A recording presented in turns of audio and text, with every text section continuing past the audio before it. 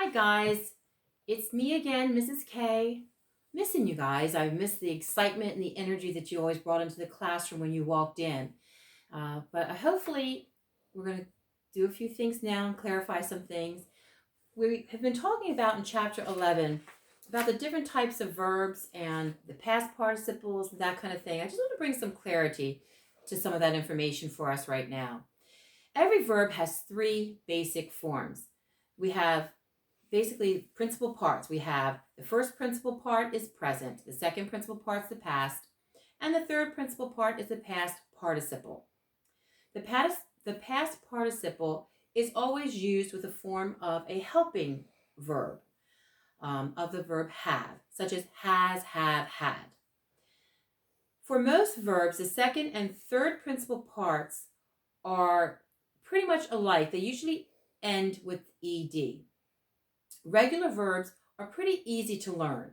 We don't have a lot of irregularities with those. When we get into the irregular verbs, that's when a lot of it pretty much has to become memorized, or we just have to learn a few basic rules. Some verbs have principal parts for past and past participle forms in many other ways.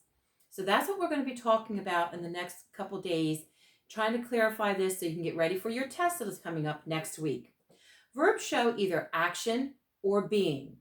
So we have linking verbs or action verbs. Some of our linking verbs are am, are, is, are, was, were, be, being, been.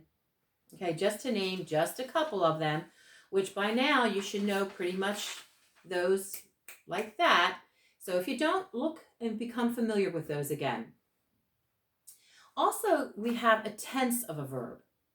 The tense of the verb tells us when the action is taking place, okay, and the state, or when the state of being occurs. So if we have a simple present tense, it's happening now. If it's, and usually the present tense ends with an S or an ES, depending if the subject is singular or not. The past tense of the verb shows something that has already happened, or it was. And the future tense shows us something that will happen in the future. And with the future tense, we always use the helping verb will. So will always be in front of the principal part of the verb. So if we're looking at I return to the school today, that's present. I did that today. I will return to the school in the future, hopefully. That's our future tense. Will return or will look. Anytime you have a principal verb, must use the word will in front of that. Now, tomorrow we'll go over, or in the next video, we're going to go over some more things about tenses, but we're going to deal more with the irregular verbs. You've already done these works. I'm just kind of bringing it all together to help us to learn a little bit more. We're also going to be talking about contractions, and then we're going to do a review, and we will have our test next Tuesday. So that's all I wanted to kind of go over with you in this little bit of video on the grammar part of our class. And remember, please, hand wash. Take care of yourselves.